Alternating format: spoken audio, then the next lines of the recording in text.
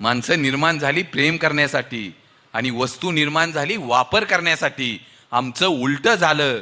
आम्ही वस्तूवर प्रेम करतो आणि माणसांचा वापर करतो. परवा दिवशी एका 3 वर्षाच्या मुलीनं, आई घरात नसताना मोबाईल पाण्यात पडला. मुलीला एवढा धक्का बसला, आई आल्यावर वरडेल, कावेल, चिडेल, मारेल, ह्या एकाच भीतीनं पोरीनं पत्र लिहिलं, आई चुकून माझ्याकडनं मोबाईल पाण्यात पडला, तुझा मोबाईल खराब झालाय, पण तू येईपर्यंत मी या जगात नसेल. आई माझ्यावर चिडू नको, आई डोळ्यातनं पाणी आणू नको, कारण या जगात आता मी नसणार आहे. आणि त्या मोबाईलच्या भीतीनं त्या पोरीनं आपल्या आयुष्याचा शेवट केला.